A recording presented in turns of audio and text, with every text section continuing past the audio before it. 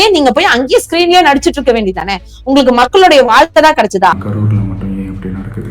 அப்ப உங்க மேல என்ன தப்பு இல்ல அப்படிங்கறத நீங்க சொல்ல வரீங்களா நடிகர் விஜய் அவர்களே? அப்ப நீங்க ஒரு சின்ன வருத்தம் கூட தெரிவிக்க மாட்டீங்க. காலத்திலேயே நிக்க முடியாத நீங்கள எப்படி ஒரு கட்சி ஆரம்பிச்சு கட்சி தலைவரா நீங்க இருக்க போறீங்க? யார் எழுதி கொடுத்த ஸ்கிரிப்ட்? நீங்க நடத்திட்டு இருக்க இந்த படத்துக்கு, தாவேகான்ற படத்துக்கு யாரு டைரக்ஷனு? தலைவர்னு சொல்றீங்க, எனக்கு இவ்வளவு மாசு இருக்கும் நீங்க காமிக்கணும்னு நினைக்கிறீங்க. ஒரு இடத்துல இதே மாதிரி வீடியோ ஒரு டைம் போட்டிருக்கலாம்ல. அந்த தொண்டர்கள் இறந்ததுக்காக உங்களுடைய கட்சியினுடைய கொடி ஒரு அரைக்கம்பத்துல தொங்க விட்டீங்களா? இதுக்கு மேல விஷமா விஜய் அவர்களால நடந்துக்க முடியுமா? தாவேகா கட்சியினுடைய வழக்கறிஞர் பேசினாரு பாருங்க, அப்பட்டவங்க அந்த 41 உயிர்கள் வேற எங்க இருந்தோ இவங்க கொண்டு வந்து போட்டிருப்பாங்க. அந்த கூட்டத்துக்கு வந்தவங்க தாங்கிறதுக்கு என்ன சாட்சின்னு கேக்குறாங்க. தண்ணி பாட்டில் தூக்கி வீசுறது, ஒரு பெண்களுக்கு பாதுகாப்பு இருக்கிறது கிடையாது. இதுல நீங்க பெண்கள் பாதுகாப்பை பத்தி எல்லாம் வேற பேசுவீங்க. நடிகர் விஜய் அவர்கள் உங்களை பார்த்து கேட்கிறேன், உங்க தொண்டர்கள் கூட உங்களை தொடக்கூடாதுன்றதுக்காக நீங்க தானே கிரீஸ தடவி வச்சீங்க. கொஞ்ச நாச்சும் மூளை இருக்கா இல்லையான்னு எனக்கு புரியல. என்ன மாதிரி வன்மத்தை கிரியேட் பண்ற மாதிரி இப்படி ஒரு வீடியோவை போட்டு வச்சிருக்கீங்களே. அரசியல் ரீதியா யாரு வேணாலும் எதை வேணாலும் போராடலாம், எதிர்கொள்ளலாம். ஆனா அதுக்கு பொதுமக்களை பலிகடா பண்ணாதீங்க.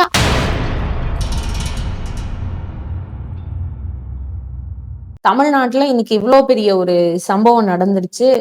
அதனால நிறைய மக்கள் பாதிக்கப்பட்டிருக்காங்க. உண்மைக்கு சொல்ல போனா எல்லாரும் ஒவ்வொருத்தருக்கும் ஒரு ஒரு விதமான சிந்தனைகள் இருக்கும். நிறைய பேர் பாதிக்கப்பட்டனால அந்த குடும்பத்தினருக்கு எவ்வளவு பெரிய பதட்டமும் அதை தாண்டி தாழவே முடியாத ஒரு வருத்தத்துல இருந்துட்டு இருக்காங்க. இதுதான் நடந்துட்டு இருக்கு.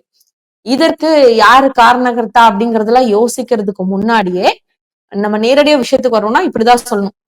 தமிழ்நாட்டினுடைய முதல்வர் திரு முத்துவேல் கருணாநிதி ஸ்டாலின் அவர்கள் ரொம்ப பகுத்தறிவோட ரொம்ப மாண்போட சொன்ன ஒரு விஷயம், நேத்து அவர் போட்ட வீடியோல சொன்ன ஒரு விஷயம், எந்த ஒரு தலைவரும் தன்னுடைய தொண்டர்கள் இவ்வளவு கஷ்டப்படுறாங்க, இவ்வளவு உயிரிழப்பாகிறாங்கன்னா அதை ஏத்துக்கவே மாட்டாங்க. தயவு செஞ்சு யாரும் இதை பெருசா அரசியலாக்க வேணாம், இதை எந்த விமர்சனத்துக்கும் உள்ளாக்க வேணாம். இதற்கான ஒரு குழு போட்டிருக்கு, அது விசாரணை நடத்தும், எல்லாம் அப்புறம் பாத்துக்கலாம் அப்படின்னு ரொம்ப மனித மாண்போட ஒரு நிறைவான ஒரு விஷயத்த அவர் பதிவுல போட்டிருந்தார். அத பாக்குறதுக்கு கூட சில பேத்துக்கு டைம் இருந்துச்சா இல்லையா அப்படின்னு எனக்கு தெரியலைங்க. ஏன்னா இவ்வளவு ஒரு மோசமான ஒரு விஷயத்த இப்படி ஒரு கட்சி தலைவர்னு சொல்லக்கூடிய அந்த நடிகர் பதிவு பண்ண முடியுமா அப்படிங்கிறது மிகப்பெரிய ஒரு வருத்தத்துக்குள்ளாக்கி இருக்கு. அதாவது இதுல நம்ம பேசக்கூடாதுன்னு அமைதியாவே இருந்தா, ஆனா அவர் சொன்ன விஷயங்கள் எல்லாம் இப்ப உங்களுக்கெல்லாம் நடிக்கணும் அப்படின்னா அதான் அவ்வளவு பெரிய ஒரு உங்களுக்கு ஒரு காரிடார் கிடைச்சிருக்குல்ல.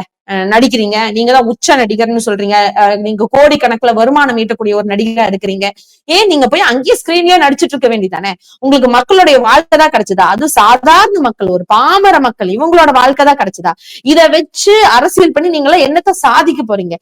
எப்படி இன்னைக்கு அவர் வெளியிட்ட வீடியோ, அதுவும் உயிரிழந்த அந்த 41 பேரும் தாவேகா கட்சிக்காக நின்ன தொண்டர்கள்னு சொல்லக்கூடிய அந்த ரசிகர் கூட்டமா தொண்டர் கூட்டமா அந்த கூட்டத்துல உயிரிழந்தவங்க, அவங்களுக்காக உடனடியே களத்துல இறங்கி வேலை செஞ்சது திராவிட முன்னேற்ற கழகம். அது கூட விட்டுருங்க, தமிழ்நாடு அரசு உதவி செஞ்சது, அதுக்கு நிறைய தன்னார்வர்கள் வந்தாங்க. எல்லாருமே நல்ல ஒரு விஷயத்தை பார்த்துக்கோங்க, எல்லா நிர்வாகிகளும் டிஎம்கே நிர்வாகிகள் ஆகட்டும், ஏடிஎம்கே நிர்வாகிகள் ஆகட்டும், எல்லாருமே சொல்லக்கூடிய ஒரு விஷயம், அரசு முன்னெடுப்பு எடுத்துச்சு அப்படிங்கறதுதான் பதிவு செய்யணும்னு நாங்க நினைச்சோம். சமூக ஆர்வலர்கள் வந்தாங்க, மக்கள் நிறைய பேர் செஞ்சாங்க, இதெல்லாம் ஓகே. அதை தாண்டி முதல்வரும் சொன்ன ஒரு விஷயம், இது அரசியல் பண்ணாதீங்க அப்படின்னு சொன்னா, இது எல்லா விஷயம் இல்ல, நான் இன்னைக்கு ஒரு ட்விட் போடுறேன் பாரு, நான் இன்னைக்கு ஒரு வீடியோ ரிலீஸ் பண்றேன் பாரு அப்படின்னு சொல்லி பொறுமையா ரெஸ்ட் எடுத்துட்டு எல்லாரும் என்னென்ன மாதிரியான விமர்சனம் கொடுக்குறாங்கன்னு பார்த்துட்டு அமர உட்கார்ந்து 68 மணி நேரம் கழிச்சு, கிட்டத்தட்ட 3 நாள் கழிச்சு ஒரு கட்சியினுடைய தலைவர் இன்னைக்கு வீடியோ போடுறார். அது எப்படி வீடியோ? கிட்டத்தட்ட ஒரு 5 மாவட்டத்துக்கு பிரச்சாரத்துக்கு போனோம், இந்த மாதிரி எதுவுமே நடக்கல. ஆனா கரூர்ல மட்டும் ஏன் இப்படி நடக்குது? என்ன உங்களோட மோட்டோ என்ன? இதையும் திசை திருப்பலான்னு பாக்குறீங்களா? அப்ப உங்க மேல என்ன தப்பு இல்ல அப்படிங்கறத நீங்க சொல்ல வரீங்களா நடிகர் விஜய் அவர்களே? ஒரு நிமிஷம் யோசிச்சு பாருங்க. அப்ப நீங்க ஒரு சின்ன வருத்தம் கூட தெரிவிக்க மாட்டீங்க. அப்ப உங்களால எந்த பாதிப்பு இல்லைன்ற மாதிரி நீங்க சொல்ல வரீங்க. எப்படிதான் இப்படி எல்லாம் உங்களால சித்தரிக்க முடியுது? அதுவும் சிச்சுவேஷன் எப்படி சார் 3 நாளா மைண்டுக்குள்ள செட் பண்ணி கொண்டு வந்திருப்பீங்களா? ஏன்னா உங்களுக்கு எல்லாம் உண்மையாலுமே அந்த ஃபீலிங் இருந்து பண்ணிருந்தீங்கன்னா அந்த இடத்துலயே நீங்க அப்படி பிரஸ்காரங்களை மதிக்காம 4 அதாவது சென்னை கிளம்பி போய் 4 மணி நேரம் கழிச்சு கனத்த இதயத்தோட நீங்க ட்வீட் போட மாட்டீங்க. அந்த இடத்துல நின்னு நீங்க பேசிருப்பீங்க. உடனே என்ன சொல்றீங்க? நான் அங்க இருந்தா இன்னும் கூட்டம் சேர்ந்துரும் பண்ணிரும். சரி கரூர்ல அந்த இடத்துல நிக்க வேணாம், திருச்சி விமான நிலையத்துக்கு வந்தீங்க, இல்ல திருச்சியில இருந்தீங்க, அங்க ஏதோ ஒரு ஹோட்டல்ல தங்கி இருக்கலாமே, களத்துல என்ன நடந்துச்சுன்னு பாத்துருக்கலாமே. களத்திலேயே நிக்க முடியாத நீங்கள எப்படி ஒரு கட்சி ஆரம்பிச்சு கட்சி தலைவரா நீங்க இருக்க போறீங்க? என்னென்னலாம் நீங்க பேசிருக்கீங்க வீடியோல, ஒரு வருத்தம் செய்யல, அது 5 மாவட்டத்தில் நடக்காதது இப்ப எப்படி நடந்துச்சு, அதை தாண்டி சிஎம் சார், உங்களுக்கு ஏதாவது இந்த பழி வாங்கணும் அப்படின்ற எண்ணம் ஏதாவது இருந்துச்சுன்னா என்ன வேணாலும் பண்ணுங்க. என்ன உங்களோட ஸ்கிரிப்ட்ல யார் எழுதி கொடுத்த ஸ்கிரிப்ட்? இந்த நீங்க நடத்திட்டு இருக்க இந்த படத்துக்கு, தாவேகான்ற படத்துக்கு யாரு டைரக்ஷனு? மேல இருக்கிற ஒன்றிய அரசு உங்களுக்கு டைரக்ஷனா இருக்கா? இல்ல இப்போ எங்களுக்கும் அந்த மாதிரி கேள்விகள் வரல, உங்களுக்கு மட்டும் டவுட் வரலாம், எங்களுக்கு டவுட் வரக்கூடாதா? நீலாங்கரையில இருந்து எதுக்கு உங்களோட காரு பட்டினப்பாக்கம் போச்சு இந்த 3 நாளுக்குள்ள? அந்த பட்டினப்பாக்கம் போய் யாரையோ ஒருத்தரை நீங்க பாத்தீங்கன்னு சொல்றீங்க, சம்பந்தப்பட்டவர் வந்து பாக்கலன்னு சொல்றாரு. யாருன்னு எல்லாத்துக்கும் தெரியும், குருமூர்த்தி அவர்கள் பாக்கலன்னு சொல்றாங்க. உடனே இங்க ஒரு தமிழ்நாட்டுல இதுக்கு முன்னாடி இயற்கை சீற்றம், ஒரு நில பிரச்சனை, இந்த மாதிரி ஏதாச்சும் ஒண்ணு வந்துச்சு அப்படின்னா, இல்ல வந்து வெள்ள சீற்றம் அப்படின்னு எல்லாம் வந்தா உடனே வராத ஒன்றிய அரசு இன்னைக்கு உடனடியா எம்பிக்களோட கூட்டத்தை அனுப்பிச்சது. அதை தாண்டி இன்னைக்கு பிஜேபி நிர்வாகிகள் எல்லாம் வந்து நின்று பேசுறாங்க. எல்லாருமே எப்படி விஜய்க்கு சப்போர்ட் பண்ற மாதிரியே பேசுறாங்க. இதெல்லாம் எங்களுக்கு மிகப்பெரிய ஒரு கொஸ்டின் மார்க்கா இருக்குங்க. அது எல்லாத்துக்கும் மேல தாவேகா தலைவர்னு சொல்லக்கூடிய நடிகர் விஜய் அவர்கள் ஏங்க அந்த 41 பேரை பத்தி ஒரு வருத்தம் கூட தெரிவிக்காம பேசுறீங்க? உங்களுக்கு இன்னொரு விஷயம் சொல்லிட்டா, இதுக்கு முன்னாடி 5 மாவட்டத்துல நடக்கலன்னு சொன்னீங்களா? யாருங்க சொன்னா நடக்கலன்னு? இல்ல நடக்கலையா, நடந்தது உங்களுக்கு தெரியலையா? வி சாலையில நீங்க வந்து அந்த விக்கிரவாண்டி மாநாடு நடத்துறேன்னு ஒரு பொதுக்கூட்டம் நடத்தும் போதே இங்க 400 பேர்கிட்ட மயங்கி விழுதாங்கன்ற ரிப்போர்ட்டை உங்களுடைய பொதுச் செயலாளர் புசியானந்த் அவர்கள் வந்து சொல்லியிருக்கிறார். அதை தாண்டி நீங்க இதுக்கு முன்னாடி கரூருக்கு முன்னாடி பேசுனீங்களே நாமக்கல் மீட்டிங்ல 40 பேர் வந்து மயங்கி விழுந்தாங்க. அதுல 4 பேர் சீரியஸ் கண்டிஷனுக்கு போனாங்க. ஆனா நல்ல வேலை உயிர் தப்பிச்சாங்க. அதுக்கு முன்னாடி மதுரையில நீங்க நடத்தின மாநாட்டுல குன்னூரை சேர்ந்த ஒரு இளைஞர் மூச்சு திணறி இறந்து போயிட்டார். இதெல்லாம் உங்களுக்கு தெரியாதா விஜய் அவர்களே? ஏன் இதுக்கு முன்னாடி இதுக்கெல்லாம் வந்து ஒரு வீடியோ நீங்க போட மாட்டீங்க? வெறும் உங்களோட கட்சி தலைவர் ஒரு அறிக்கை மட்டும் வேணா வரும், குழந்தைங்க வராதீங்க, கர்ப்பிணி பெண்கள் வராதீங்க, பாத்து வாங்க போங்கன்னு. ஏங்க உங்களால வந்து ஒரு தலைவர்னு சொல்றீங்க, எனக்கு இவ்வளவு மாசு இருக்கணும் நீங்க காமிக்கணும்னு நினைக்கிறீங்க. ஒரு இடத்துல இதே மாதிரி வீடியோ ஒரு டைம் போட்டிருக்கலாம்ல, இந்த மாதிரி எல்லாம் என் கட்சினா இப்படி இருக்கணும், கட்டுக்கோப்பா இருக்கணும், ஒரு தன்மையோட நடந்துக்கணும், யாரு பொதுமக்களுக்கு சேதம் விளைவிக்காதீங்க. ஏங்க நீங்க போய் திருச்சியில அந்த மரக்கடையில பண்ணும்போது அந்த மரக்கடையை வச்சிருக்கக்கூடிய அந்த சாதாரண அந்த ஊழியம் செய்யக்கூடிய அந்த பிளாட்ஃபார்ம்ல தான் உங்க கடையில வச்சிருந்தாங்க. அந்த நிர்வாகிகள், அந்த ஊழியர்கள்லாம், அந்த கடை வச்சிருந்த அந்த ஓனர் உரிமையாளர்கள்லாம் ரொம்ப அழுதாங்களேங்க. எங்க உங்க கட்சி மீட்டிங் நடந்துச்சு, ஏதோ பரப்புரை மக்கள் சந்திப்பு கூட்டம்னு போட்டீங்க, தாவேகா கட்சி தலைவர் விஜய் வந்து பேசிட்டு போனோன்னு எங்க ஏரியால இருந்து அந்த மர சாமானங்கள், நாங்க வச்சுட்டு இருந்த அந்த பொருள்களை எல்லாத்தையும் தூக்கிட்டு போயிட்டாங்க தாவேகா தொண்டர்கள்னு சொல்லி அவ்வளவு கண்ணீர் மழுக கொண்டு போய் பேட்டி கொடுத்தாங்களே. உங்க மாநாட்டுக்கு ஒரு டைம் சேர் போடுறவங்க எல்லாம் வந்து அழுதாங்களே. கொடிக்கம்பனை நட்டின அந்த உரிமையாளர்கள் அழுதாங்களே, கொடிக்கம்பத்தை தூக்கிட்டு போயிடுறாங்க, சேரை எல்லாம் உடைச்சு சில்லு சில்லா ஆக்கிட்டாங்க அப்படின்னு சொல்லி. அப்ப இதுல இருந்தே தெரிய வேணாம் நடிகர் விஜய் அவர்களுக்கு உங்களோட கட்சி சரியான கட்டுக்கோப்பிலேயே இல்ல அப்படின்னு. இதெல்லாம் எப்ப நடந்துச்சு? நீங்க கட்சி ஆரம்பிச்சுல இருந்து நடந்த விஷயம் தானே இதெல்லாம். அப்பவே நீங்க என்ன பண்ணிருக்கணும், ஒரு தலைவரா இருந்தா நடிக்கிறது எல்லாத்தையும் தூக்கி மூட்டை கட்டி வச்சுட்டு உண்மையாலுமே தமிழ்நாட்டுக்கு நீங்க நல்லது செய்யற மாதிரி இருந்தா வந்து நின்று அறிக்கை கொடுத்து பேசியிருக்கணும். இப்படி எல்லாம் பண்ணாதீங்க, பொதுமக்களுக்கு பங்க விளைவிக்காதீங்க, பொதுமக்களுக்கு நம்ம பிரச்சனை பண்ணணும், அந்த பொது சொத்தை சூறையாடணும் அப்படின்னா நம்ம கட்சிக்கு கெட்ட பேர். அதை தாண்டி உங்க தாவேகா தொண்டர்கள் சொல்றீங்களா, நீங்க வரீங்களா, உங்களுடைய வரி பணம் கூடி அந்த பொது சொத்துல இருக்கு. அப்போ இது எல்லாத்துக்குமான ஒரு விஷயமா இருக்கணும். 10,000 பேர்னா 10,000 பேர் மட்டும் வாங்க, அதை பார்த்துக்கோங்க. அதாவது கட்சியினுடைய பொதுச் செயலாளர் ஆகட்டும், அதை தாண்டி இருக்கக்கூடிய கழக நிர்வாகிகள், மாவட்ட செயலாளர்கள் நீங்க போட்டீங்களா இல்லையானே தெரியல. என்னமோ BL2 பூத் கமிட்டி மீட்டிங் நடத்துறேன்னு மட்டும் நடத்தி அப்பவும் இருக்கிற எல்லாத்தையும் சிரமத்துக்குள்ள ஆக்குனீங்க பொதுமக்களை. ஆனா மீட்டிங் எல்லாம் நடத்துனீங்க, அந்த BL2 நிர்வாகிகள், பகுதி கழக, பேரூர் கழக, வட்டக்கழக நிர்வாகிகிட்ட எல்லாம் கூப்பிட்டு உட்கார வச்சு பேச வேண்டியதானே சார்? அங்க என்ன கட்டமைப்பு நடந்திருக்குன்னு இப்ப வீடியோ போடுற நீங்க ஒரு காணொலி காட்சியில கூட பார்க்க மாட்டீங்களா? ஏன் உங்க கட்சி கிட்ட கேட்டுட்டு தானே நீங்க எங்க பரப்புரை மேற்கொள்ளணும்னு உங்களுக்கு ஒரு குறிப்பிட்ட ஒரு 4 இடம் கொடுத்தாங்களா கரூர்ல?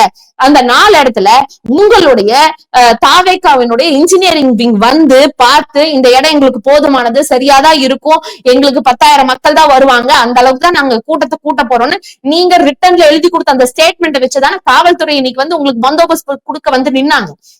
அந்த காவல்துறையே இன்னைக்கு நீங்க குறை சொல்வீங்களா? யோசிச்சு பாருங்க. ஒரு ஒரு காவல்துறை அதிகாரிகள் எல்லாம் எவ்வளவு கஷ்டப்படுவாங்க, எந்த அளவுக்கு அவங்களுடைய உடல் உழைப்பை கொடுத்து காலையில 3 மணிக்கெல்லாம் உங்களுடைய தொண்டர்கள் வந்து அங்க நின்னுட்டாங்களாம். நீங்க சாவகாசமா 8:45 பேசுறதுக்கு டைமிங் வாங்குனீங்க நாமக்கல்ல. ஆனா வீட்ல இருந்து நீங்க கிளம்பும் போதே மணி 8:45. அதுக்கப்புறம் பிளைட் புடிச்சிங்க வந்து நாமக்கல்ல பேசி முடிச்சுட்டு அதுக்கப்புறம் நீங்க கரூருக்கு 12 மணிக்கு கேட்டிருக்கீங்க. அட்லீஸ்ட் 3 மணிக்குனாச்சும் வந்திருக்கணும். அதுவும் இல்லாம 7 மணிக்கு தான் நீங்க வரீங்க. அப்ப வரும்போது 50 மீட்டருக்கு முன்னாடியே கரூரினுடைய அந்த காவல்துறை அதிகாரி அவர் கூப்பிட்டு பேசுறாரு. அவங்களுடைய துணை பொதுச் செயலாளர் புசியானந்தர் கிட்ட ரிப்போர்ட் கொடுக்குறாங்க. விஜய் அவர்கள் கிட்டயும் அந்த ரிப்போர்ட் போகுது. இல்ல இதுக்கு மேல உள்ள வந்தா கூட்ட நெரிசல் ரொம்ப ஜாஸ்தி ஆயிடுச்சு. உங்க பஸ் இவ்வளவு பெரிய பஸ் உள்ள வந்துச்சு அப்படின்னா அது மக்களுக்கு பேராபத்து கொடுத்துரும். அங்க ஆல்ரெடி வெளியே போறதுக்கு வழி இல்லாம சாப்பாடு தண்ணி இல்லாம இருக்காங்க. நீங்க உள்ள வராதீங்க, இங்கிருந்தே பேசுங்கன்னு காவல்துறை அதிகாரி கொடுத்த இன்ஸ்ட்ரக்ஷனை மீறி அப்படியெல்லாம் இல்ல, நாங்க அப்படிதான் உள்ள போய் நிப்போம், அங்கதான் பேசுவோம்னு வந்து உங்க பஸ் அவ்வளவு பெரிய பஸ்ஸ கொண்டு நடுவுல நிறுத்தினா அங்க இருக்கிற பொதுமக்களுடைய நிலைமை என்னங்க? இங்க ஒரு நிமிஷம் நிதர்சனமா யோசிச்சு பாருங்க. காலையில ஒரு 7-8 மணில இருந்து சாயந்தரம் 7 மணி வரைக்கும் அத்தனை மக்கள் அங்க குவிஞ்சு அங்க நிக்கிறாங்கன்னு சொன்னா அவங்களுக்கு உங்க கட்சி என்ன பண்ணுச்சு? எங்க தண்ணி பாட்டில் கொடுத்தீங்களா? சாப்பாடு கொடுத்தீங்களா? அவங்களுக்கு இல்ல அவங்களுக்கு வந்து ஏதாச்சும் மெடிகேஷன்ஸ் வேணும்னு சொல்லிட்டு அதுக்கான ஏற்பாடு செஞ்சு வச்சீங்களா? ஆம்புலன்ஸ நீங்களே ரெடி பண்ணி வச்சிருக்கீங்க. நீங்களே ஆம்புலன்ஸ் உள்ள வரவும் வச்சிருக்கீங்க. உங்களுடைய ஆம்புலன்ஸ் டிரைவர் தான் கொடுத்திருக்கிற அந்த ஆடியோ வீடியோ எல்லாமே இன்னைக்கு சமூக வலைதளத்துல ரிலீஸ் ஆயிருக்கு. அந்த ஆம்புலன்ஸ் டிரைவர் தான் பேசுறாரு.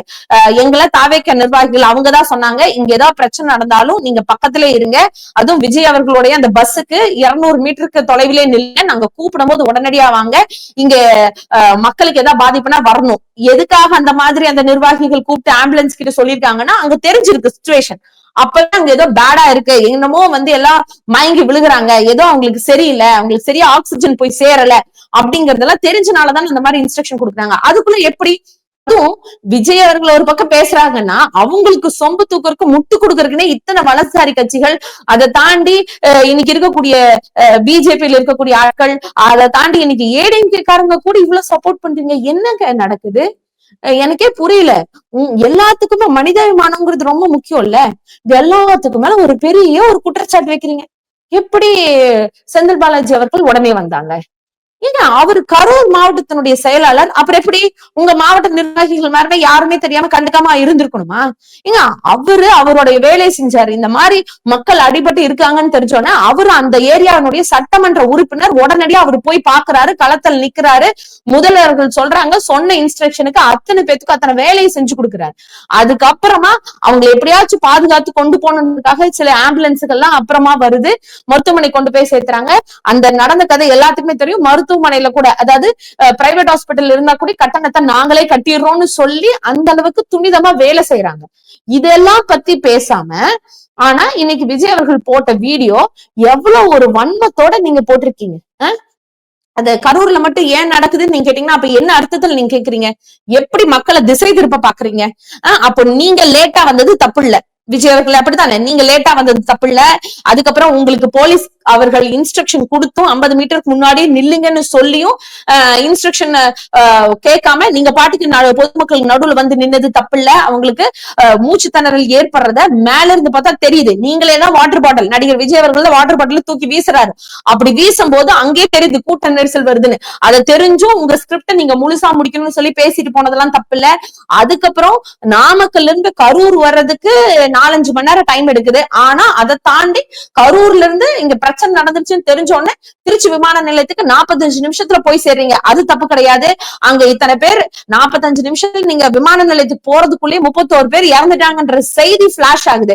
அப்படி பிளாஷ் ஆகும்போது ரிப்போர்ட்டர்ஸ் எல்லாம் வந்து உங்ககிட்ட கேக்குறாங்க, பிரஸ் எல்லாம் என்னங்க இப்படி ஆயிடுச்சாமா என்னன்னு கேட்கும்போது அதெல்லாம் அலட்சியப்படுத்திட்டு நீங்க பாட்டுக்கு அசால்ட்டா தனி விமானத்தை போட்டு நீங்க சென்னை போய் சேர்ந்து உங்க பனையூர் வீட்டுல பதுங்கினது தப்பு கிடையாது. அதுக்கப்புறம் 4 மணி நேரம் கழிச்சு ட்விட்டு போட்டது தப்பு கிடையாது. அடுத்த நாள் காலையில கூட எந்திரிச்சு எதுவும் பேசாம தமிழ்நாடு அரசு இன்னைக்கு 10 லட்சம் ரூபாய் இந்த நிவாரண தொகையும் 1 லட்சம் ரூபாய் அடிபட்டவங்களுக்கு நிவாரணம் அறிவிச்சதுக்கு அப்புறம் ஏதோ போனா போதுன்ற மாதிரி இதை எப்படியாவது சப்ப கட்டணும்ன்ற மாதிரி 20 லட்சம் ரூபாய் வேணா 2 லட்சம் ரூபாய் நாங்க கொடுக்குறோம்ன்ற மாதிரி நீங்க நிவாரண தொகை அறிவிச்சதெல்லாம் தப்பு கிடையாது.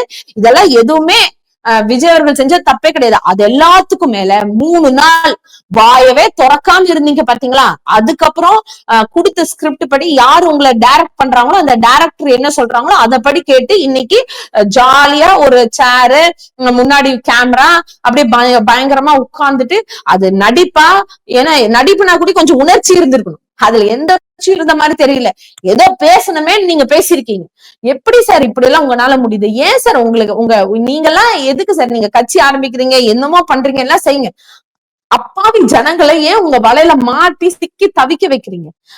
அதுவும் 7 மணி நேரம் வராம இருந்தா அந்த ஹைப்ல, அதுவும் உங்களை சார்ந்து இருக்கக்கூடிய நீங்க காசு கொடுக்குற சில ஊடகங்கள்லாம் பாருங்க, உங்களுக்கு வேலை செய்யறீங்க, நீங்க காலையில எந்திரிச்சது, குளிச்சது, கிளம்புனது எல்லாத்தையும் வீடியோவா விஜய் நடக்கிறார், விஜய் நிக்கிறார், விஜய் போறார், விஜய் வரார் அப்படிங்கறத போட்டு போட்டு அந்த மக்கள் கிட்ட ஒரு ஹைப்பை ஏத்தி நீங்க அப்பாவி ஜனங்க கதறிட்டு இருக்கு. நான் இவ்வளவு கேக்குறேனே, எங்களுடைய முதல்வரையும் தமிழ்நாடு அரசையும் இவ்வளவு தப்பு சொல்றீங்களே, அந்த முதல்வர் தான்ப்பா நைட்டு 1 மணிக்கு விமானத்துல இருந்து கிளம்பி வந்து களத்துல நின்னு அங்க இருக்கக்கூடிய அத்தனை அமைச்சர்களும் வந்து நின்னு பார்த்து சரியான மக்களுக்கு சேவை செய்யணும்னு சொல்லி நாடாளுமன்ற உறுப்பினர்கள்லாம் வந்து நின்னு களத்துல ஒவ்வொரு வீட்டுக்கும் போய் ஆறுதல் சொல்லி, அதை தாண்டி முதல்வர் என்ன பண்ணாரு? அரசு விழாவில 1 நாள் தள்ளி வைக்கிறோம், கட்சி சார்ந்த நிகழ்ச்சிகள்லாம் 2 நாள் தள்ளி வைக்கலாம்னு சொன்னவர் தமிழ்நாட்டினுடைய முதல்வர் திரு முத்துவேல் கருணாநிதி ஸ்டாலின் அவர்கள். இந்த நேரத்துல நாங்க இதை பதிவு செஞ்சே தீர்வோம். அவருக்கு தான் அந்த மாண்பு இருந்திருக்கு, அதை செஞ்சிருக்காரு அவரு. ஆனா உங்களுடைய கட்சி நிர்வாகிகள் என்ன பண்ணீங்க? 41 பேர் பலியானதுக்கு என்ன சான்று வச்சீங்க? அதுக்காக 41 பேர் உங்க தொண்டர்கள் தானே இறந்தாங்க. அந்த தொண்டர்கள் இறந்ததுக்காக உங்களுடைய கட்சியினுடைய கொடி ஒரு அரைக்கம்பத்துல தொங்க விட்டீங்களா? இப்ப சம்பவம் நடந்து 4 நாள் ஆச்சுல்ல, அதனாச்சும் உங்களால செய்ய முடிஞ்சா? அதை சார்ந்த அறிக்கைனாச்சும் உங்களால கொடுக்க முடிஞ்சா? உங்களால என்ன செய்ய முடிஞ்சது? ஆதவ அர்ஜுனா அவர்கள் ட்விட் போடுறாங்க. அது எப்படி இன்னைக்கு இருக்கக்கூடிய இளைஞர்களை தூண்டக்கூடிய வகையில நேபாளல நடந்த மாதிரி, ஸ்ரீலங்கால நடந்த மாதிரி ஒரு புரட்சி நடக்கணும். என்ன சார் ஆதவ அர்ஜுனா அவர்கள் இதுக்கு முன்னாடி என்ன பண்ணிட்டு இருந்தாரு? எத்தனை டைம் ஜெயிலுக்கு போயிட்டு வந்தாரு? இல்ல எத்தனை டைம் மக்கள் போராட்டத்துல போய் நின்றுருக்காரு? இதை தாண்டி விஜய் அவர்கள் நீங்க எத்தனை டைம் வந்து ஜெயிலுக்கு போயிருக்கீங்க? என்ன மக்களுடைய கஷ்டம் என்னன்னு பாத்திருக்கீங்க? அவங்களோட உரிமைக்காக நீங்க என்ன போராடி இருக்கீங்க? ஒரு பசினா என்னன்னு உங்களுக்கு தெரியுமா? ஒரு வீட்டுல ஒரு வறுமைனா என்னன்னு விஜய் அவர்களுக்கு தெரியுமா? ஆதவ அர்ஜுனா அவர்களுக்கு தெரியுமா? அதை தாண்டி இருக்கக்கூடிய அங்க முதற்கட்ட நிர்வாகிகள், தாவேக நிர்வாகிகளுக்கு யாருக்காச்சும் தெரியுமா? ஏதாச்சும் ஒரு இடத்தை இது வரைக்கும் நான் மக்களுக்கு போராடி பெற்று கொடுத்திருக்கேன், நீங்க பெற்று கொடுத்திருக்கிறீங்களா? அந்த போராட்டத்தினுடைய வழி என்னன்னு உங்களுக்கு தெரியுமா?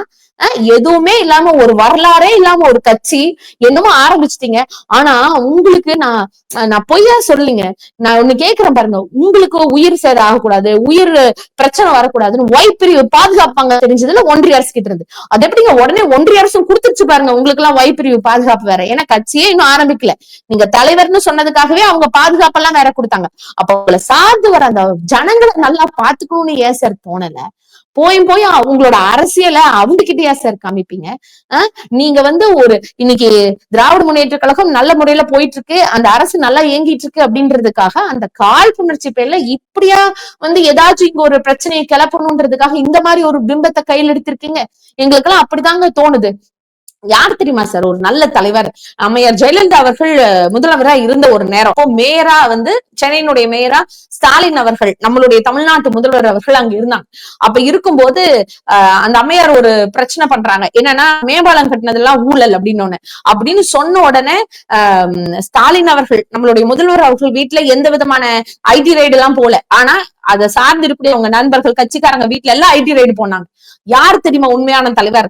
அன்னைக்கு திரு மு.க. ஸ்டாலின் அவர்கள் சென்னை மேயரா இருந்த போது இப்படி எல்லாம் நடக்குதுன்னு தெரிஞ்ச அடுத்த நிமிஷம் ஓடி ஒளியில இந்த மாதிரி உட்கார்ந்து, சரி யாரோ கட்சிக்காரங்க வீட்டுல தானே பிரச்சனை நடக்குதுன்னு சொல்லல, வீடியோ எல்லாம் போடல, தைரியமா தில்லா அன்னைக்கு இருந்த டிஐஜி ஆபீஸ்ல போய் அங்க உட்கார்ந்துட்டு ஏதாச்சும் ஊழல் நடந்திருக்குன்றது உண்மைன்னா என் வீட்டுல சோதனை இடுங்க, அதற்கான ப்ரூஃப கொண்டு வாங்க, இல்ல எங்கிட்ட பேசுங்க, எதுக்கு கட்சிக்காரங்க கிட்ட நீங்க பேசுறீங்கன்னு சொல்லி மக்களுக்காக, ஒரு கழக நிர்வாகிகளுக்காக நின்னவர் திரு மு.க. ஸ்டாலின் அவர்கள். அவரை போய் அதுவும் அவர் அவ்வளவு ஓப்பனா சொல்றாரு. எந்த ஒரு கட்சி தொண்டனும் சரி, எந்த ஒரு கட்சி தலைவரும் தன்னுடைய தொண்டர்கள் இவ்வளவு பாதிக்கப்படுறத அனுமதிக்கவே மாட்டாங்க. அதனால இதை யாரும் பெருசா விமர்சனம் ஆக்காதீங்க அப்படின்னு சொன்னா, நீங்க எந்த அளவுக்குங்க இவ்வளவு மோசமா, இதுக்கு மேல விஷமா விஜய் அவர்களால நடந்துக்க முடியுமா? உங்களோட வீடியோலயே தெரியல எவ்வளவு ஒரு வன்மம், எவ்வளவு ஒரு விஷத்தன்மையோட நீங்க நடந்துக்கிறீங்க. ஏங்க நல்லா இருக்க தமிழ்நாட ஒரு மிகப்பெரிய ஒரு பிரச்சனை உண்டு பண்ணும், ஒரு போர்க்களமா மாத்தணும் முடிவு பண்ணிட்டீங்க. பாத்தீங்களா? அதனாலதானே அதே ஊர்திச்சப்படுத்துற மாதிரி தானே இன்னைக்கு ஆது அர்ஜுன் அவர்களுடைய ட்விட் இருந்துச்சு. நீங்க எதுக்குங்க இளைஞர்களை தூண்டி விடுறீங்க? உங்களுடைய அரசியல் போதைக்காக அவங்கள நீங்க பலிகாடா பண்ணணும்னு நினைக்கிறீங்களா? இதெல்லாம் ரொம்ப தவறுங்க. இதெல்லாம் வன்மையா கண்டிக்கணும். அதை தாண்டி என்ன சொல்றீங்க? இன்னும் தாவேகா கட்சியினுடைய வழக்கறிஞர் பேசினாரு பாருங்க, அப்பட்டவங்க. இப்படி எல்லாம் பேச முடியுமானே தெரியல. அவர் பேசுறாரு, அந்த 41 உயிர்கள் வேற எங்க இருந்து இவங்க கொண்டு வந்து போட்டிருப்பாங்க, அந்த கூட்டத்துக்கு வந்தவங்க தாங்கிறதுக்காக என்ன சாட்சின்னு கேக்குறாங்க. ஏங்க அங்க அத்தனை வீட்டுல இருக்கக்கூடிய அத்தனை பேரும் அழுகுறாங்க, புலம்புறாங்க. அப்படியே ஒரு அப்பா எல்லாம் அந்த குழந்தையை தூக்கிட்டு வந்து கதறாரு. இன்னொரு அப்பா சொல்றாரு, போன மாசம் தான் என்னோட ஒரு பொண்ணு இறந்து போனா, அது இந்த மாசம் அந்த என்னோட மனைவியும் இன்னொரு பொண்ணும் இந்த விஜய் வராங்க அப்படின்னு சொல்லி பார்க்க போனாங்க. அப்பவே நான் கூப்பிட்டு சொல்றேன், கூட்டமா இருக்காட்டுக்கு போகாது அப்படின்னு சொல்லும் போது கேட்காம போனாங்க. பார்த்தா அவங்க 2 பேரும் சேர்ந்து இறந்துட்டாங்கன்னு ஒரு கணவர் கதறாரு, ஒரு தகப்பன் கதறாரு. இன்னைக்கு இந்த மாதிரி வீடியோ எல்லாம் வந்துட்டு இருக்கும்போது அந்த தாவேகா வழக்கறிஞர் கேட்கிறாரு, எப்படி இந்த 41 பேரும் இந்த கூட்டத்துலதான் இறந்தாங்கன்னு நாங்க ஒத்துக்க முடியும்னு கேட்கிறாரு. அதை தாண்டி சில தற்கொலைகள்னு சொல்லிதான் ஆகணும் போல. அவங்க எல்லாம் சொல்றாங்க, இன்னும் வந்து அந்த ரவுண்டானா கிட்டயோ இல்ல வந்து லைட் ஹவுஸ் கிட்டயோ இல்ல அந்த உழவர் சந்தையிலயோ கொடுத்திருந்தா பரவாயில்லன்னு. ஏங்க அந்த ரவுண்டானா கிட்ட ஒரு பெட்ரோல் பங்க் இருந்துச்சு. இவங்க என்ன பண்ணிருப்பாங்க தெரியுமா? பெட்ரோல் பங்கே பத்தி விட்டுட்டு இது திமுக தான் செஞ்சதுன்னு சொல்லியிருப்பாங்க. அவ்வளவு மோசமான ஆட்கள் தான் இன்னைக்கு தாவேகா நிர்வாகிகளா தெரியுறாங்க. உண்மையாலுமே இனி எல்லாம் யாரை பார்த்து பயப்படுறதுன்னு தெரியல. கூட்டத்துல ஒரு தாவேகாவுடைய தொண்டன் இருக்கான்னு நம்ம பார்த்து பயப்படணும் போல. ஏன்னா என்ன பண்ண இவங்க காத்துட்டு இருக்காங்கன்னே தெரியலையே. இத்தனை உயிர்கள் பலியான போதும் கூட உதவி செஞ்சவரை வந்து அண்ணன் செந்தில் பாலாஜி அவர்கள் அவ்வளவு மோசமா சித்தரிச்சு பேசுறீங்க. எப்படி அவர் களத்துக்கு வந்தாரு? எப்படி அவர் மட்டும் உடனே செஞ்சாரு?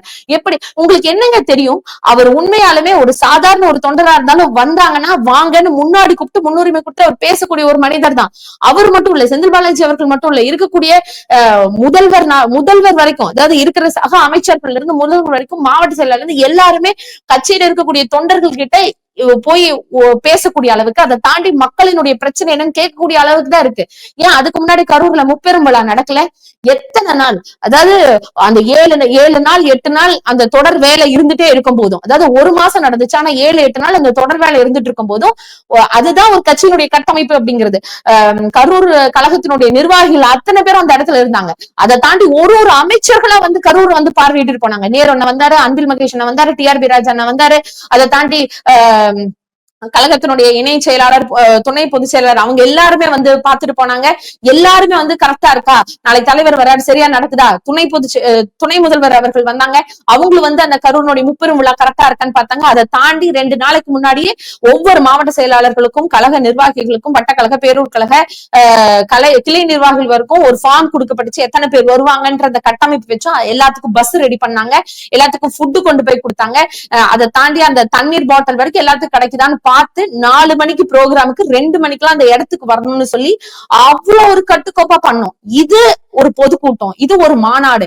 ஆனா நீங்களும் தான் மாநாடு நடத்துறீங்க. என்ன தண்ணி பாட்டில் தூக்கி வீசுறது, ஒரு பெண்களுக்கு பாதுகாப்பு இருக்கிறது கிடையாது. இதுல நீங்க வந்து பெண்கள் பாதுகாப்பை பத்தி எல்லாம் வேற பேசுவீங்க. கிரீஸ் தரவன கூட்டம் தானே சார் உங்க கூட்டம். நடிகர் விஜய் அவர்கள் உங்களை பார்த்து கேட்கிறேன், உங்க தொண்டர்கள் கூட உங்களை தொடக்கூடாதுன்றதுக்காக நீங்க தானே கிரீஸ தரைய வச்சீங்க. ஏன் அந்த தொண்டர்கள் ஒரு கட்டுக்கோப்பாட வச்சுக்க முடியாதா? இதுக்கு முன்னாடி தானே விஜயகாந்த் அவர்கள் இதே நடிகரா இருந்து உங்களை விட சூப்பர் நடிகர் அவரு அரசியல் பண்ணலையா? அவரு மாநாடு நடத்தலையா? அவரை பார்க்க எத்தனை தொண்டர்கள் வந்தது இல்லையா? அதை தாண்டி எம்ஜிஆர், நீங்க சொல்லுவீங்களா உங்க ரோல் மாடல் சொல்லி, அவரை பார்க்க எத்தனை தொண்டர் வந்தாங்க? இது எல்லாத்துக்கும் மேலங்க அறிஞர் அண்ணா அவர்களுடைய இறப்பு அப்படிங்கும் போது அத்தனை கூட்டம் வந்துச்சு தமிழ்நாட்டுல. கின்னஸ் ரெக்கார்டு, இது வரைக்கும் யாருனாலையும் அதை சரி பண்ண முடியல. அன்னைக்கெல்லாம் இவ்வளவு போர்ஸ் இருந்துச்சுன்னா கூட சொல்ல முடியாது.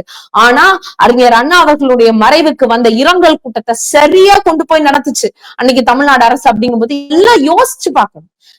இந்த வரலாறுலாம் எதுவும் இல்லாம, ஒன்னும் தெரியாம, உண்மையா சொல்ல போனா தலைவருக்கே ஏதாச்சும், அதாவது கட்சியினுடைய தலைவர் நடிகர் விஜய் அவர்களுக்கு தான், அவருக்கே வந்து கொஞ்ச நாச்சும் மூளை இருக்கா இல்லையான்னு எனக்கு புரியல. என்ன மாதிரி திரும்ப வன்மத்தை கிரியேட் பண்ற மாதிரி இப்படி ஒரு வீடியோவை போட்டு வச்சிருக்கீங்களே. அன்பில் மகேஷ் சார் உண்மையாலுமே அவர் எப்பவுமே அந்த குழந்தைங்க கூட இருக்காரு. அதாவது கல்வி அமைச்சராக இருந்தாலும் ஒவ்வொரு ஸ்கூலுக்கா போய் பாக்குறாரு. அங்க இருக்கிற ஒவ்வொரு பிள்ளைங்களோட விஷயத்த ஆனந்தப்பட்டு சந்தோஷப்பட்டு அவங்களோட வெற்றியை தான் வெற்றி மாதிரி யோசிக்கக்கூடிய ஒருத்தர் கல்வித்துறை அமைச்சரா இன்னைக்கு இருக்கிறார். அவர் வந்து அந்த குழந்தைங்க இறப்ப பார்த்து அழுதாரு. அதுக்கு என்ன நல்ல அன்புமணி அவர்கள் பேசுறீங்களே, ஆஸ்கர் கொடுக்கலான்னு என்ன நீங்களா பேசலாமா? நீங்களே அப்போ நீங்கெல்லாம் பண்றது அப்ப எந்த நடிப்பு லிஸ்ட்ல நாங்க சேர்த்துறது? ஒரு உணர்ச்சியின் ரீதியாக கூட நீங்க விளையாடுவீங்களா? துணை முதல்வர் துபாயில இருந்து நீங்க கிளம்பி வந்துட்டாங்க அப்படின்னா உடனே எப்படி அவர் கிளம்பி வருவாரு? ஏங்க கிளம்பி வர மாட்டாரு? இவர் கிளம்பி போறாருல்ல உடனே, அது மட்டும் சரின்னு ஒத்துக்க முடியுது. ஆனா நம்ம துணை முதல்வரா இருக்கோம், நம்ம மக்களுக்கு இப்படி பாதிப்பு ஏற்பட்டுருச்சு, நம்ம எங்க இருந்தாலும் நம்ம சந்தோஷம் முக்கியம் இல்ல, நம்ம கிளம்பி வந்து மக்கள் கூட மக்களா நிக்கணும்னு நினைச்சது தப்பா? அவங்க கிளம்பி வந்ததுக்காக இத்தனை வன்மம். உண்மைக்குமே சொல்றேன், இன்னைக்கு ஏதோ பெரிய விஷயம் நடக்குதுங்க. அதாவது இதெல்லாம் வந்து அரசியலையும் தாண்டி நீங்க தமிழ்நாடு இவ்வளவு சிறப்பு பெற்றிருக்கு, தமிழ்நாடு நல்லா இருக்கு அப்படிங்கிறதுக்காகவே இதையெல்லாம் முறியடிக்கணுமே ஒரு சில கூட்டம் தெரிஞ்சிட்டு இருக்கா, இல்ல எந்த ஒரு பிரச்சனையா இருந்தாலும் தமிழ்நாடு உடனே கேள்வி கேட்குது அப்படிங்கிறதுக்காகவே இதெல்லாம் முடக்கணும்னு சொல்லி இன்னைக்கு சில கூட்டம் எல்லாம் ஒண்ணு சேர்ந்திருக்காங்களா அப்படிங்கிற ஒரு பெரிய சந்தேகம் வந்திருக்கு. மக்கள் இதை நல்லா புரிஞ்சுக்கணுங்க. இந்த மாதிரியான மோசமான அரசியல் தலைவர்லாம் வந்தா தமிழ்நாட்டினுடைய நிலைமை என்ன ஆகுறது?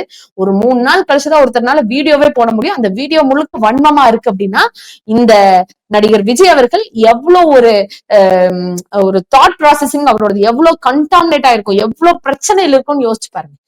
இப்பவும் நீங்க ஃபீல் பண்ணல சார், ஃபீல் பண்ணல எல்லாம் விஜய் அவர்கள் வீடியோ போடல. அவர் ஏதோ எங்கேயோ அப்படியே ஒரு வீடியோ பண்ணணுமே அப்படின்னு அசால்ட்டா நீங்க பண்ணிருக்கீங்க. ரொம்ப அசால்ட் இல்ல, இப்பவும் சொல்றோம், உங்களோட இந்த டைரக்ஷன், இந்த ஸ்கிரீன் பிளே இதெல்லாம் ஃபெயிலியர் ஆகக்கூடிய டைம் ரொம்ப நாள் இல்ல, சீக்கிரமா அதெல்லாம் வெட்ட வெளிச்சமா வரும், மக்களுக்கே அது தெரியும். இன்னைக்கும் அருணா அவர்கள், நீதியரசர் அவர்கள் தலைமையில இன்னைக்கு ரிப்போர்ட்டிங் போய்கிட்டுதான் இருக்கு. அதை தாண்டி இன்னைக்கு நீதிமன்றத்துல நிறைய கேள்விகள் நீதியரசர்கள் தாவேக்காவை பார்த்து இன்னைக்கு கேட்டிருக்காங்க. தயவு செஞ்சு இனி நாச்சும் கொஞ்ச நாச்சும் மக்கள் புரிஞ்சுக்கோங்க, இந்த மாதிரியான போய் புரட்ட நம்பி ஏமாந்து போயிடாதீங்க. நல்ல தலைவர் யாரு, நமக்கான விடியலை கொடுக்கக்கூடிய தலைவர் யாருன்றதை யோசிக்கணும். அதை தாண்டி இன்னைக்கு இருக்கக்கூடிய பிரதான கட்சிகள்னு சொல்லக்கூடிய கட்சிகள் கூட போய் ஒரு நடிகருக்காக ஏன் சப்போர்ட் பண்றீங்கன்னு தெரியல. மக்களுடைய உயர் அப்படின்றத யோசிங்க. அதை விட்டுட்டு இப்படியெல்லாம் ஒரு பிம்பமா ஒரு விஷயத்த செஞ்சதுன்னா இன்னைக்கும் டிவி விவாதங்கள் எல்லாம் பாத்தீங்கன்னா அப்பாப்பா அப்படி ஆவுனா காவல்துறை மேலேயே குறை சொல்றாங்க. உண்மையா காவல்துறை பாவங்க, அவங்க என்னங்க செய்வாங்க? ஏதாச்சும் ஒரு நடவடிக்கை எடுக்கணும்னு சொல்லி எடுத்திருந்தா கூட அதுக்கு என்ன தெரியுமா சொல்றாங்க? காவல்துறையினுடைய அராஜகம், அவங்கனாலதான் இந்த அளவுக்கு நடந்துச்சுன்னு சொல்லியிருப்பாங்க. இங்க 10,000 பேர் வரும்னு சொன்னதுக்கு 15,000 பேர் அங்க நிறுத்தி வச்சது கூட இவங்க தப்பு பேசினா என்ன பண்ண முடியும்? இவங்க லேட் பண்ணி 3 மணிக்கே பேசிட்டு போயிருந்தா கூட இவ்வளவு உயிர் சேதம் வந்திருக்காரு. இவங்க வேணும்னே தப்பு பண்ணி 7 மணி வரைக்கும் அங்க இருக்க வச்சு, அதுவும் காவல்துறை அதிகாரி இன்சிஸ்ட் பண்ணதுக்கு அப்புறம் கூட உள்ள பஸ் வந்துச்சுன்னா இவ்வளவு பெரிய உயிர் இழப்பு நேர்றதுக்கான வாய்ப்பு இருக்கு, ஏன்னா அங்க வந்து வென்டிலேஷனே இருக்க மாட்டேங்குது, கொஞ்சம் எல்லாம் பாத்துக்கோங்கன்னு சொல்லியும் கூட இவங்க அதெல்லாம் முடியாது, நான் வந்து என்னோட மாச காமிப்பேன்னு உள்ள வந்த நடிகர் விஜய் அவர்களும் தாவேகாவினுடைய முக்கிய நிர்வாகிகளுக்கும் பெரிய ஒரு விஷயத்த பண்ணணும். அதை தாண்டி இன்னைக்கு தாவேகாவினுடைய முக்கிய நிர்வாகிகள் இன்னைக்கும் சொல்றேன், விஜய் அவர்கள் செஞ்சது என்னன்னா இந்த 41 பேர் நினைச்செல்லாம் ஃபீல் பண்ணல. அவரு ஃபீல் பண்ணது புசியானந்த் அவர்களுக்கும் ஆதவ அர்ஜுன் அவர்களுக்கும் அப்புறம் நிர்மல்குமார் இவங்களுக்கெல்லாம் ஃபர்ஸ்ட் முன்ஜாமீன் வாங்கி கொடுத்துட்டாரு. இதுதான் அவர் பண்ண மிகப்பெரிய ஒரு சாதனை. இதுக்கெல்லாம் டைமே எடுக்கல, உடனே முன்ஜாமீன் வாங்கியாச்சு. ஆனா பாவம் அந்த கரூர் மாவட்டத்தினுடைய செயலாளர், தாவேக்கா நிர்வாகியினுடைய செயலாளரா இருந்தா அவர் மாட்டிட்டார், அவர் இன்னைக்கு உள்ள போறார். ஆனா அவங்க மனைவி கூட இப்ப என்ன சொல்றாங்க, அஜித் குமாருக்கு நடந்த மாதிரி நடந்துடக்கூடாது அப்படின்னு சொல்றாங்க. இங்க நல்லா புரிஞ்சுக்கோங்க, இங்க யாருமே வந்து ஒரு தமிழ்நாடு அரசு இப்படி நடத்தணும் பண்ணணும்னு எல்லாம் இல்லவே இல்லை. உண்மையாலுமே மக்களுக்காக களத்துல வந்து நின்று போராடினதுக்காக தான் இன்னைக்கு இந்த அளவுக்கு ஒரு மோசமான ஒரு வன்மத்தை கக்குறாங்களோன்னு இதா இருக்கு. இன்னைக்கும் சொல்றேன், தமிழ்நாட்டினுடைய முதல்வர் எவ்வளவு ஒரு பெருந்தன்மையா நடந்துகிட்டாரு. கண்டிப்பா இந்த தாவேக்காவினுடைய கூட்டம் எந்த அளவுக்கு இருக்கு, இவங்க பின்னாடி யாரு இயக்குறா, எல்லா விஷயமும் வெட்ட வெளிச்சமா வெளியே வரதான் போகுது.